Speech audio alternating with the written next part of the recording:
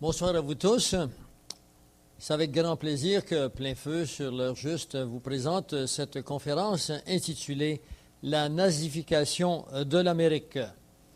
Préalablement à la présentation de cette conférence, elle se situe à l'intérieur d'un contexte eschatologique, prophétique et d'un contexte de la politique internationale, ainsi que des événements qui sont en cours dans des régions plus particulières qu'on appelle le Moyen-Orient. Il est important pour nous de vous faire comprendre que les événements qui sont en cours au Moyen-Orient actuellement ne sont pas dissociés de la situation internationale et ne sont pas des événements isolés qui n'affectent que les gens du Moyen-Orient. Dans un laps de temps que je ne peux vous mentionner parce que je ne le sais pas, mais ce que nous savons, c'est que le processus est en cours et qu'il s'accélère parce que la parole de Dieu nous dit que ces choses vont s'accélérer. Eh bien, vous verrez que les problèmes qui sont en cours au Moyen-Orient vont prendre une forme de plus en plus extensionnée dans les pays qui environnent Israël et ensuite dans les pays tels que les États-Unis d'Amérique qui sont en conflit à cause du pétrole, dans les régions du Moyen-Orient, et finalement, le tout deviendra international. Nous croyons, avec des faits à l'appui, que depuis le 11 septembre de l'an 2001, nous sommes entrés dans un processus vers la réalisation de la Troisième Grande Guerre mondiale, et nous croyons que le processus est irréversible.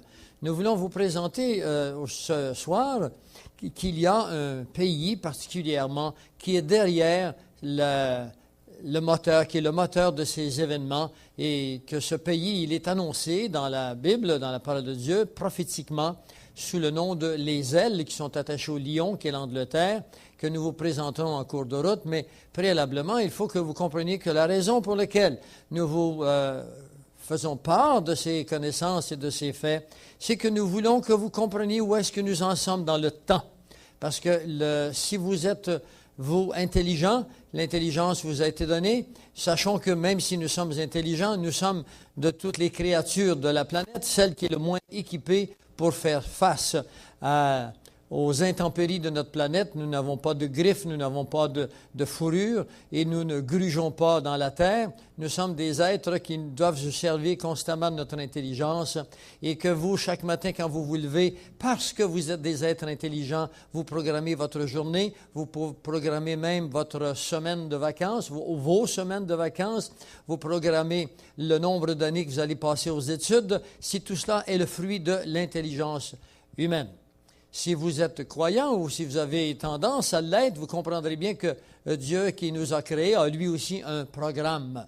Il nous a donné ce programme et ce programme nous est révélé dans la parole de Dieu. Il est fait pour qu'on l'étudie, il est fait pour qu'on le comprenne, il est fait pour qu'il nous habite et il est fait ce programme pour que nous puissions en prendre conscience et réveiller chaque côté de nous ceux-là qui ne le connaissent pas. Et c'est pour ça que dans Marc 13, 23, il nous a dit « Je vous ai tout annoncé d'avance, soyez sur vos gardes. » Et on ne peut être sur nos gardes si on n'a pas entendu ce qui a été annoncé. Et de plus, on n'a pas intérêt à l'être si on ne voit pas à chaque côté de nous les événements qui ont été annoncés prendre forme.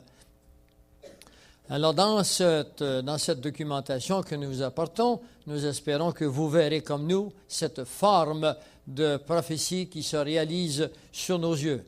Voici le plan de la veillée, le plan de cette conférence. Premièrement, les parallèles de similitude entre M. Adolf Hitler et George W. Bush. Deuxièmement, les empires régnant à la fin des temps. Troisièmement, la transformation de l'Amérique. Quatrièmement, la destruction de l'Amérique. Cinquièmement, l'arrivée de l'Antéchrist. Et sixièmement, la solution finale, parce qu'il y a une solution.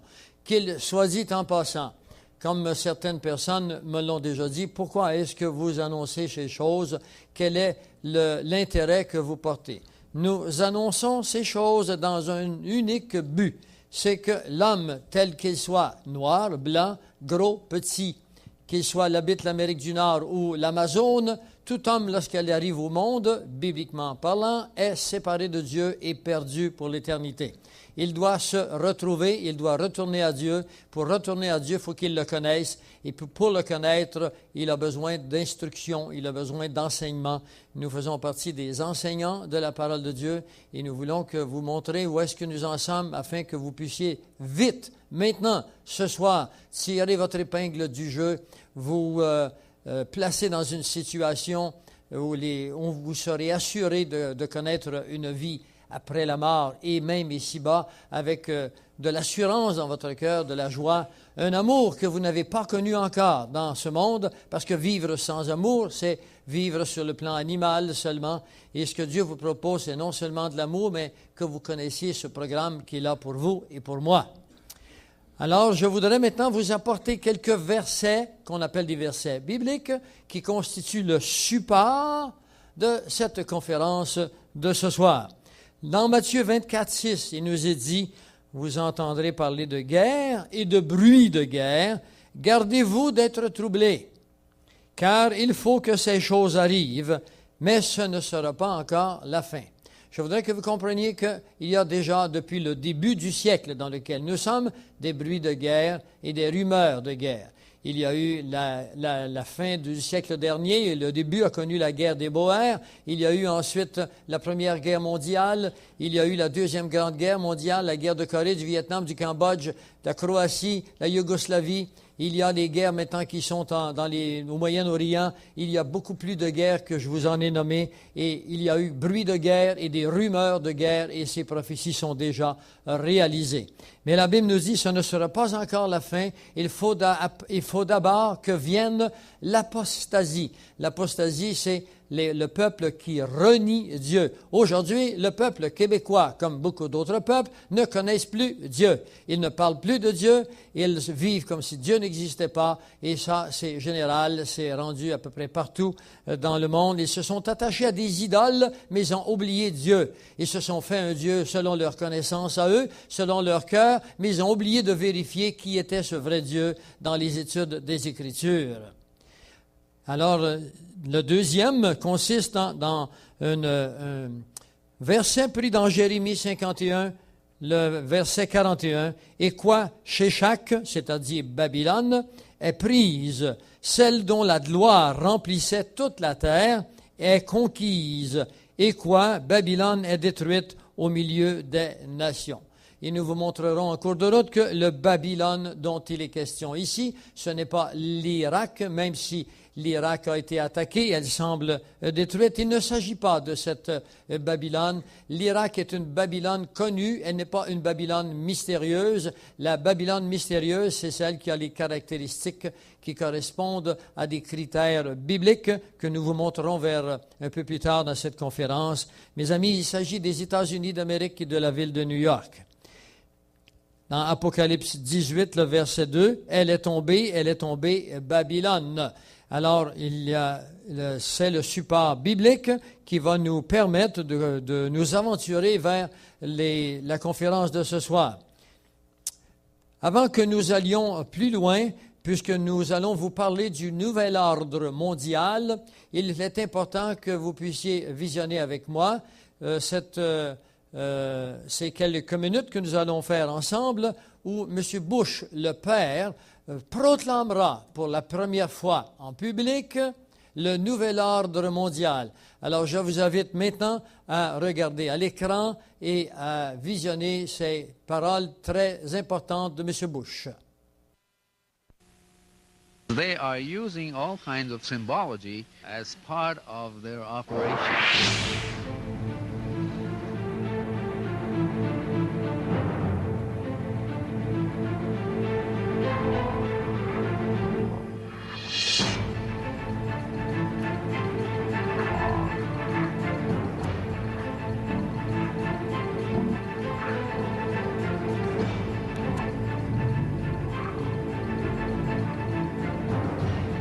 George Bush is picking up where Adolf Hitler left off. What is at stake is more than one small country. It is a big idea, a new world order.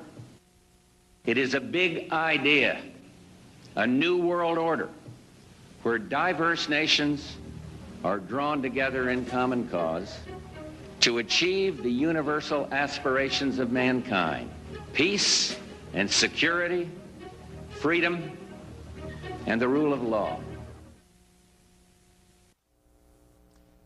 Ce que vous venez de voir maintenant, c'est M. George Bush le père, senior, qui annonce l'arrivée d'un nouvel ordre mondial dans lequel il y aura de la paix, de la sécurité et de l'ordre. Ces paroles, paix et sécurité, nous sont mentionnées dans la Bible comme étant le point de départ pour une ruine subite qui s'abattrait sur l'humanité. La Bible nous dit, ils diront paix et sécurité, et une ruine subite s'abattra sur eux, sur les hommes. Il ne s'agit pas ici du peuple d'Israël seulement. Voici la première partie de la nazification, le nationalisme fasciste. Le nazisme était un nationalisme. Le mot nazi veut dire nation. Nationalisme, en français on dirait nationaliste. On dit nazi parce que c'est un mot qui n'est pas de notre langue. Fasciste. Pour ceux qui ne savent pas ce qu'est le fascisme, c'est un régime dictatorial fondé sur l'exaltation d'un patrimoine, d'un parti unique et le corporatisme. Nous souffrons actuellement, dans notre pays comme ailleurs, de la présence des grandes corporations. Le fascisme nationalisme a été établi, il a fonctionné en Italie entre 1922 et 1945 par un homme connu sous le nom de Mussolini. La nazification de l'Allemagne, phase 1, la prise du pouvoir en 1933, le 30 janvier 1933. Comme vous le voyez ici, Hitler est nommé chancelier par Hindenburg.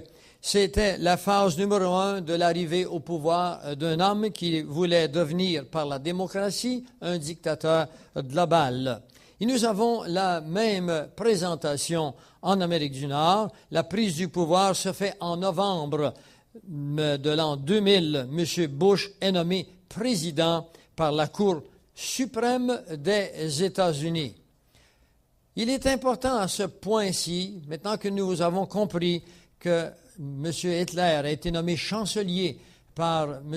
Hindenburg, il est important que vous compreniez que la façon dont il est venu au pouvoir a été par de la fraude. Et nous allons voir comment M. Bush est arrivé au pouvoir également, même s'il a été nommé par la Cour suprême des États-Unis, par de la fraude. Maintenant, qu'est-ce qu'il y avait de commun à ce moment ici entre Adolf Hitler et M. Bush? C'était la philosophie qui hantait le cœur, les motivations de ces deux hommes. Adolf Hitler était membre d'une société qu'on appelait le groupe de Thulé. Et le groupe de Thulé avait une philosophie, je ne dirais pas une théologie, mais je dirais une théosophie, ça veut dire une sagesse de Dieu, un Dieu qu'il se faisait. Et ces hommes, n'oublions pas que M. Adolf Hitler se croyait un Arien. Les Ariens, c'était une classe d'individus qui croyaient qu'ils venaient d'une autre planète et que leur planète s'était épuisée, les ressources étaient épuisées et que la planète allait être détruite et qu'ils seraient venus sur la planète Terre et qu'ils étaient une forme de Dieu. Ils étaient des hommes avec des missions spéciales. Adolf Hitler se croyait un homme qui avait pour mission d'épurer l'humanité de certaines ethnies, certaines races de monde qui, selon lui, étaient responsables des problèmes de l'humanité. Entre autres les Croates et ensuite les Juifs, spécialement le monde juif. Qu'il me soit dit en passant que cette haine qu'avait Adolf Hitler pour les Juifs et qu'il a ensuite transmis à sa race, c'est-à-dire la race germanique ou allemande, n'était pas que le fruit de l'instauration d'un régime nouveau. Il était également une haine qui avait été placée par celui qui est le conducteur de ce monde, celui qui oriente ce monde, la Bible l'appelle Satan. Nous sommes sur le terrain de Satan actuellement. Ce n'est pas Dieu qui règne en maître sur notre planète, c'est Satan. Et Satan a un but, c'est d'empêcher le retour de Jésus, d'empêcher que le peuple sache que Jésus est prochainement de retour physiquement. Et Adolf Hitler, pour ce faire, devait détruire le peuple hébreu, parce que le peuple hébreu est le peuple physique de Dieu. Nous verrons plus loin que le peuple hébreu, même s'il est désobéissant à Dieu, qu'il l'a toujours, à peu près toujours été, que Dieu avait des promesses sur le peuple hébreu et que ces promesses, il les accomplit. Il a ramené ce peuple dans son pays en 1948 et il nous a dit que la génération qui allait suivre allait voir les événements de la fin des temps. Il y a déjà plus de 55 ans que le peuple hébreu est de retour dans son pays et puis les événements sont en cours maintenant. Alors si Satan pouvait détruire le peuple hébreu, alors il déjouerait les plans de Dieu. Voilà pourquoi le peuple a été attaqué depuis des siècles. Je voudrais maintenant que nous regardions ensemble le fait que si Adolf Hitler appartenait à une société secrète avec des philosophies secrètes auxquelles le peuple n'avait pas accès, il existe dans notre monde également des sociétés secrètes que nous vous avons présentées dans d'autres cassettes qui s'appellent Ordo Ab Chao, que vous pourrez vous procurer à plein feu. Il existe une société, la nôtre, notre société qui est alimentée, une société qui est sous le contrôle de ces sociétés secrètes. Il y en a 8 principales. L'une d'entre elles s'appelle la société des Skull and Bones. Et cette société renferme des hommes puissants aux États-Unis, entre autres M. George W. Bush. Ce que je veux mettre en évidence ce soir, c'est le fait que pour arriver à des conclusions, pour arriver à des motivations et pour arriver à des actions, des activités qui vont mettre en jeu la vie de millions d'hommes, ça prend des hommes spéciaux. Et ces hommes ne peuvent être considérés comme des chrétiens. Il faut que vous sachiez que en Europe, comme à bien des endroits, on pense que M. George Bush est un chrétien, qu'il est influencé par des chrétiens fondamentalistes, chaque côté de lui. Il faut que vous sachiez que c'est une erreur globale. On a fait la même chose pour Adolf Hitler. L'Église catholique romaine a protégé Adolf Hitler durant la guerre. Lui a protégé le Vatican. Il y a des chrétiens évangéliques qui vivaient en Allemagne à cette époque qui ont cru qu'il était un homme de Dieu. Alors, mes amis, maintenant qu'on a eu une leçon une première fois, il ne faut plus retomber dans la trappe. Il faut avoir retirer profit de ces leçons. Voici pour vous ce soir la société des Skull and Bones.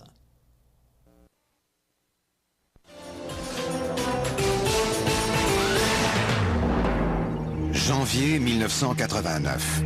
I, George Herbert Walker Bush, do solemnly swear.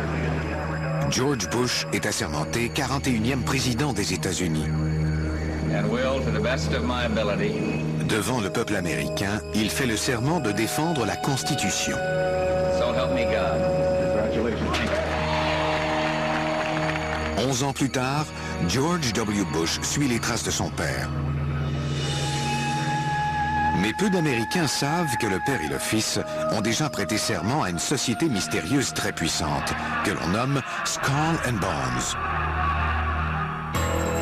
C'était pendant leurs études respectives à la prestigieuse université Yale.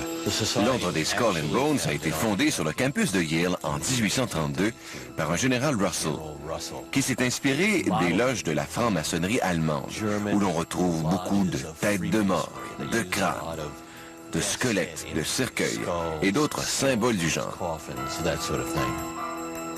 Ron Rosenbaum, dont les articles ont paru dans le New York Times, a passé plusieurs années à étudier le Skull and Bones et ses membres influents. Selon moi, au départ, l'ordre était un rituel qui unissait l'establishment de l'Est, c'est-à-dire toutes ces familles fortunées et aristocratiques. Outre le président Bush et son fils, on compte parmi les membres éminents John Kerry, sénateur du Massachusetts, et William F. Buckley fils, porte-parole conservateur. Tous les ans, 15 membres sont sélectionnés parmi la classe de première année dans le cadre d'une cérémonie spéciale. À cette occasion, les initiés donnent une petite tape dans le dos des nouveaux reçus. Pour les quelques élus, cette invitation privilégiée signifie qu'ils sont promis à un brillant avenir. Ces 15 personnes intégreront non seulement l'élite du campus de Yale, mais aussi celle des États-Unis. Elles feront partie des gens qui guideront la nation, de ceux qui se donnent pour mission de devenir les leaders de demain. Les nouveaux membres sont alors conduits dans ce lieu interdit du campus de Yale, qui ne comporte aucune fenêtre, appelé la tombe. Il s'agit du repère secret de l'ordre des Skull and Bones. Il y a toutes sortes de légendes au sujet de cette soirée d'avril où les nouveaux membres sont choisis et amenés dans la tombe pour la première fois. Que se passe-t-il derrière ces portes cadenassées? Les rumeurs parlent, entre autres, de pratiques sexuelles étranges et de vols de sépultures. À mon avis, on tient la chose secrète parce que cela crée un effet mystique pour les membres comme pour le monde extérieur. Cela incite les membres du Skull and Bones à croire qu'ils sont tellement privilégiés que ce qui se passe dans la tombe a une telle signification qu'on ne peut le divulguer au grand jour. Le sénateur Kerry et M. Buckley ont poliment décliné notre demande pour discuter de leur affiliation au Skull and Bones. M. Bush a également refusé de commenter la chose. Les étudiants du campus n'en savent pas plus sur le Skull and Bones. Ce jeune homme dit avoir réussi à se faufiler dans la cour de la tombe. J'ai grimpé et je suis entré dans leur cour. Il y a un genre de bain d'oiseaux avec deux squelettes qui se regardent et tiennent un crâne entre eux. Je n'ai aucune idée de ce que ça peut vouloir dire.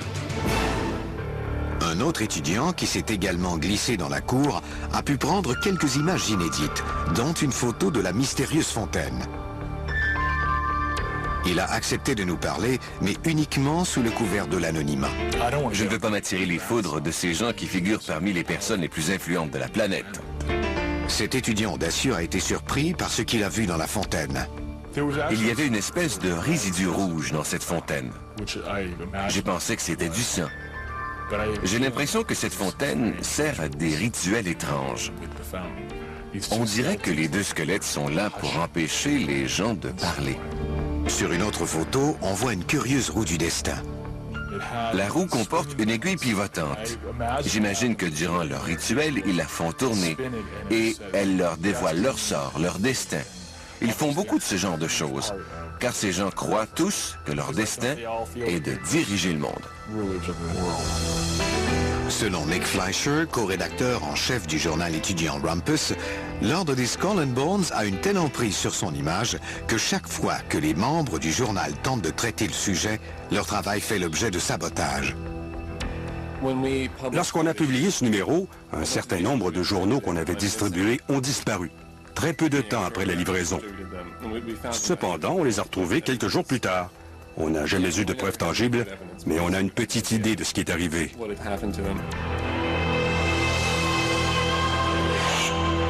Quel sinistre secret le Skull and Bones peut-il bien cacher?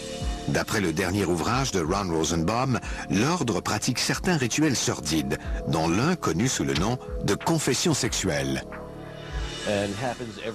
Tous les dimanches soirs, ils se rassemblent. À tour de rôle, un par semaine, ils partagent les secrets de leur vie sexuelle.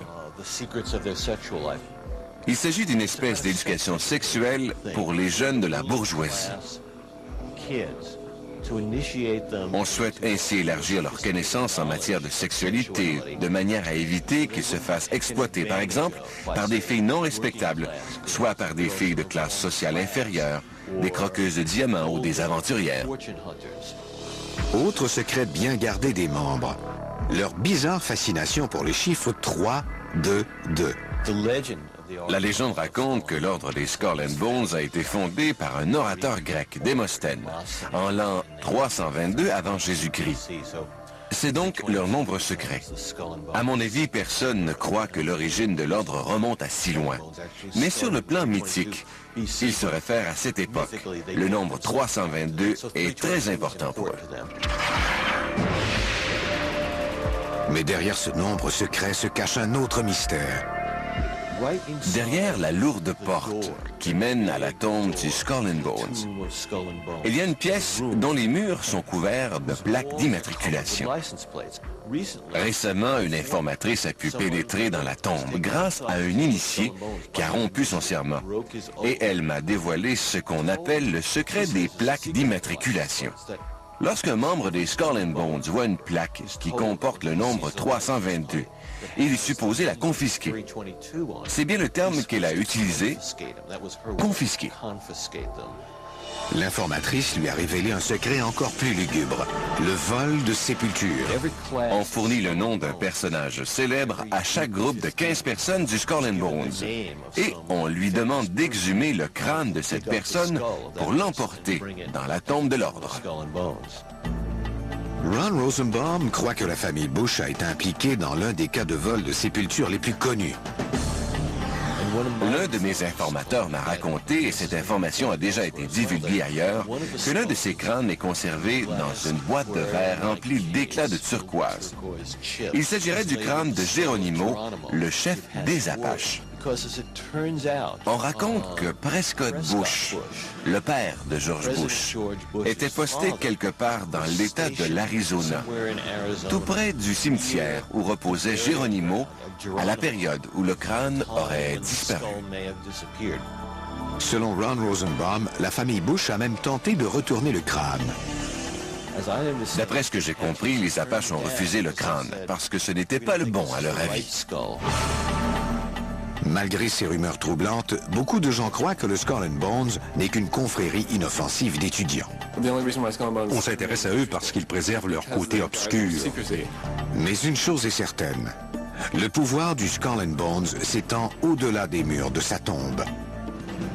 Ce qui fait que l'ordre des Skull and Bones occupe une telle place dans la société, ce n'est pas tant qu'il s'agit d'une confrérie hors du commun. C'est plutôt qu'au fil des ans, ses membres ont occupé des fonctions importantes. Ils ont été secrétaires d'État et présidents. Ils ont fait partie de l'establishment de la politique étrangère. Ils ont été membres du gouvernement et de la Cour suprême. Ce sont les hommes qui ont façonné le visage des États-Unis. Et ce qui est fascinant, c'est qu'ils ont eux-mêmes été façonnés à l'intérieur de la tombe du Skull and Bones.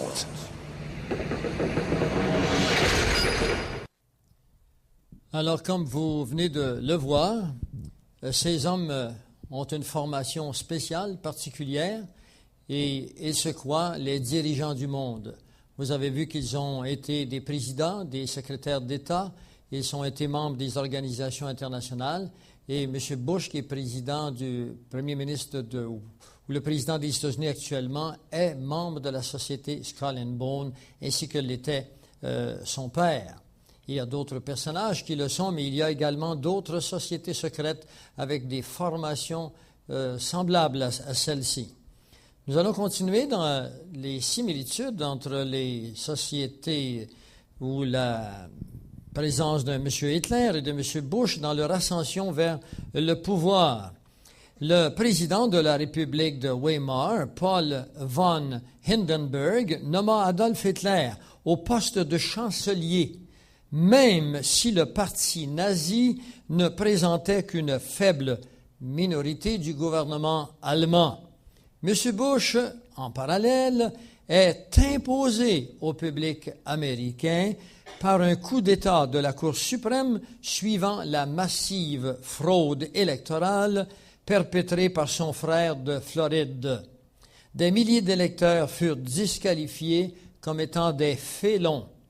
Le 3 février 1933, dans un discours au chef de l'armée de la marine, Hitler révèle son programme Lebensraum sur l'espace vital pour le peuple américain, le réarmement et ses plans de résistance au traité de Versailles. Il devait résister au traité de Versailles qui incluait une clause de 20 ans sans faire la guerre. Également, en janvier 2001, M. Bush présente au Congrès américain des mesures de réduction de taxes avantageuses aux riches. Il amorce son assaut sur l'environnement. L'acte de réduction des taxes et de croissance économique qui vous est présenté devant vous est un document officiel qui avait pour but de faire croire au public qu'ils auraient des réductions fantastiques dans leurs taxes, dans leurs impôts, mais en réalité, il s'agissait de quelques centaines de dollars, alors qu'en réalité, ceux qui étaient riches bénéficiaient de crédits énormes. Il faut se comprendre, M. Bush fait partie des richissimes et M. Bush était un des membres des plans d'assurance que vous connaissez qui a tombé après son élection. Il leur parla de l'importance, on est toujours en Allemagne, des forces militaires et il leur promet de ne pas s'engager dans des disputes politiques. Alors, de la même façon, M. Bush commande au FBI de cesser ses investigations sur la famille Bin Laden et d'autres cellules terroristes suspectes. Pourquoi demande-t-il qu'on cesse les investigations alors que après le 11 septembre, dans les jours qui suivront, il se servira de cet homme comme étant le beau commissaire qui devait faire naître cette guerre au terrorisme. Je voudrais vous présenter maintenant un aspect tout à fait important et je veux que vous attirez votre attention encore avec plus d'ardeur que les séquences que vous avez vues sur le tableau antérieur sur le symbolisme.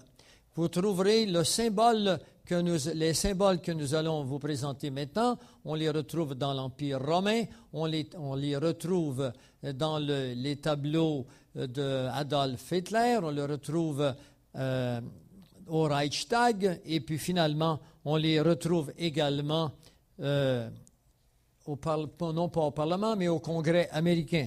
Nous allons essayer de vous les signaler le mieux que nous le pouvons avec un laser sur l'écran. Essayez de suivre parce que ce que vous verrez est d'une grande importance. In Time magazine, we see the symbols on both sides of the speaker's podium where the president is standing. The point I'm making is that, yes, this is Time magazine with Bin Laden on the cover. We're talking about the big enemy. The big enemy. I will assure you Bin Laden is not the enemy. Let me show you what the enemy really is. But if you understand symbolism, Nazi, fascist symbolism, you will notice on each side of the presidential podium two interesting, perhaps 5-foot-high symbols on each side of the podium where the president stands. This is what is referred to as a fasci, a bundle of sticks with a hatchet head. Now, what is the importance of a fasci? This is a symbol of Nazi fascism. The stuff that so many good Americans went to war in Second World War to defend the free countries of the world against Nazis and fascists. And why is the symbol of Nazism, fascism, on the presidential podium where the president stands to give his State of the Union address? We see Roman fasces, the symbol of international fascism. Somebody better start waking up and finding out Bin Laden is not our enemy. This man is not your enemy. Here is the enemy. The symbols of world fascism, Nazism, the mace itself. One needs to understand that in the United States Senate there is a symbol called the mace. This mace is a Nazi fascist symbol. It comes out of the ancient Roman Empire. The fasci symbols of the bundle of sticks with a hatchet head comes out of the Roman fascist system in Europe. So if we have an enemy, you can bet your bottom dollar, here is the enemy. Alors, ce qu'il dit finalement, voici votre ennemi, il est là à Washington avec les symboles qui sont là, qui sont cachés. Le symbolisme est une étude en lui-même sur les intentions qu'ont les gens qui utilisent ces symboles, qui ont la philosophie de ces symboles, qui est la domination globale que nous allons voir ensemble maintenant. La phase 2. Dans la phase 2, nous voyons ici des atrocités au service de la soumission. Nous sommes le 27 février 1933. L'incendie du Reichstag. Le Reichstag, c'est-à-dire la bâtisse du Parlement allemand, Adolf Hitler, pour attirer l'attention que l'Allemagne était aux prises avec des terroristes, qu'il mettrait sur le dos des communistes et puis des Juifs, alors fait brûler lui-même son propre Parlement, dans le but de, le lendemain matin, dire « Nous sommes attaqués, nous avons besoin d'un régime policier beaucoup plus fort » et ils créeront la loi martiale. Dans la phase 2, aux États-Unis, maintenant, des atrocités au service de la soumission. Le 11 septembre 2001, attaque terroriste sur le WTC, le World Trade Center, ou le Centre mondial du commerce. Maintenant, nous voulons vous montrer autre chose de très grande importance également.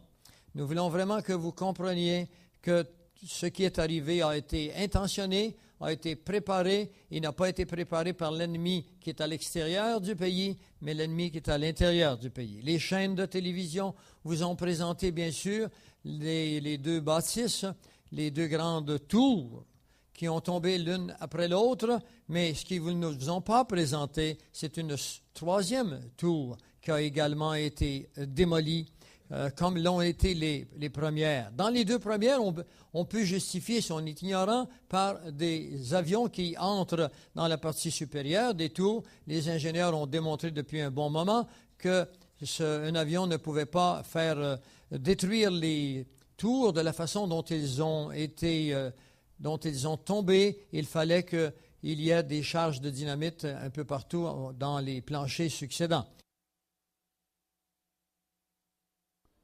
Voici maintenant une bâtisse qui nous montre les explosions latérales que nous vous prions d'observer dans la prochaine image. La bâtisse du World Trade Center, remarquez la flèche rouge qui vous montre les explosions latérales. Remarquons ici les explosions latérales et la destruction en cascade de cette bâtisse qui sera au sol complètement dans 10 secondes.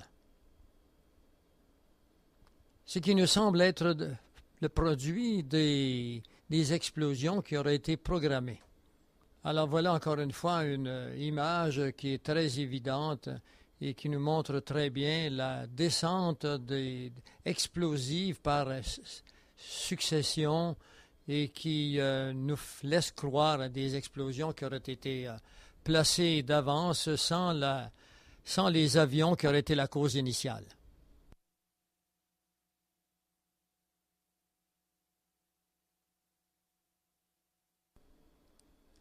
Les tours du World Trade Center ne se sont pas effondrées, mais ont explosé vers l'extérieur jusqu'à une distance de 70 mètres.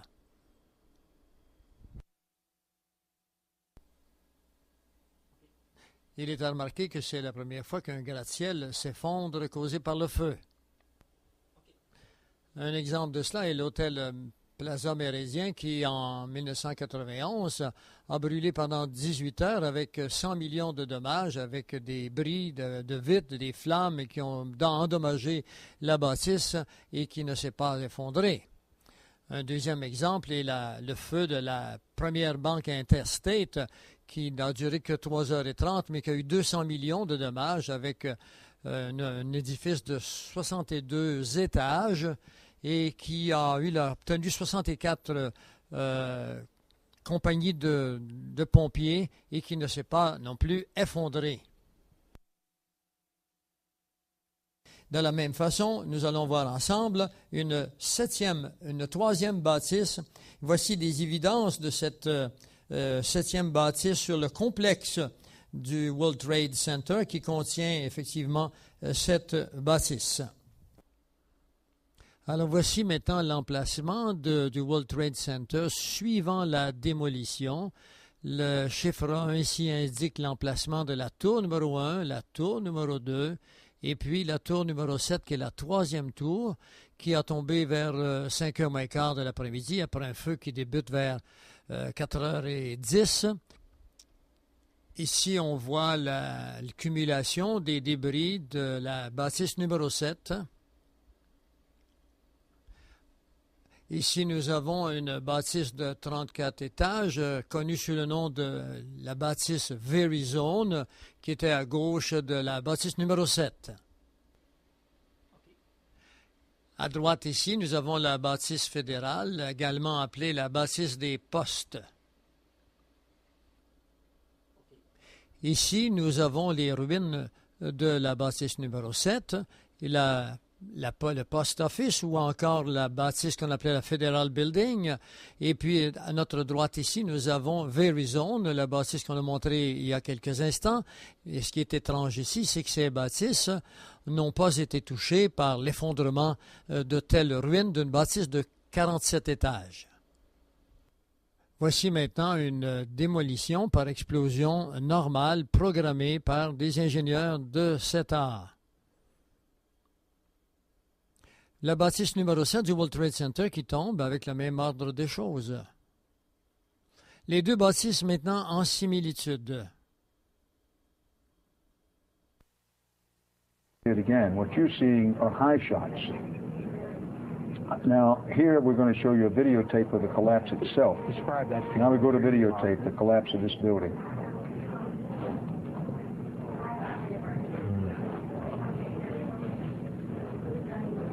It's amazing. Amazing, incredible, pick your word. For the third time today, it's reminiscent of those pictures we've all seen too much on television before when a building was deliberately destroyed by well-placed dynamite to knock it down.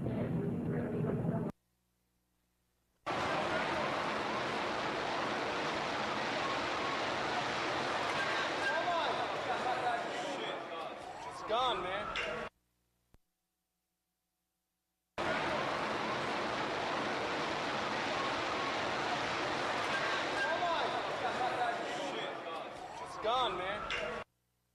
Il s'agit de la 7e tour que vous venez de voir tomber, et non pas ni la première ni la deuxième. Ces choses ont été cachées parce qu'il n'y a pas d'avion qui est entré dedans. On ne pouvait pas entrer dedans parce qu'elles étaient trop basses. La nazification, la nuit où la bâtisse du Parlement allemand fut brûlée, Hitler était à souper dans l'appartement des Goebbels.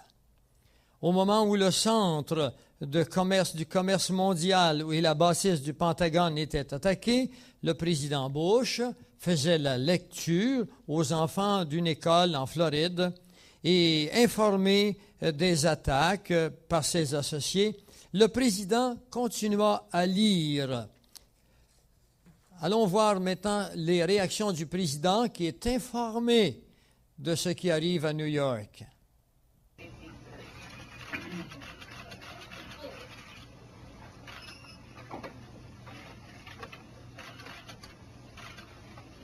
Count of three, everyone should be on page 153 of the yellow papers on Bob Lee Blocker. Thank you. Everybody touch the title of your story, fingers under the title. Get ready to read the title, The Fast Way. We're waiting for one member. Thank you. Fingers under the title of the story. Get ready. The pet go. Yes, the pet go. Fingers under the first word of the story. Get ready to read the story the fast way. Get ready. The girl had a pet goat. Go on. She liked to go running with her pet goat. Go on. She played with her goat. Try it again. Get ready from the beginning of that sentence. Get ready. She played with her goat in her house. Go on. She played with her goat in her yard. Good job. Go on. But the goat did something that made the girl sad. Let's clean that up. Get ready. Try it with butt. Get ready. But the goat did something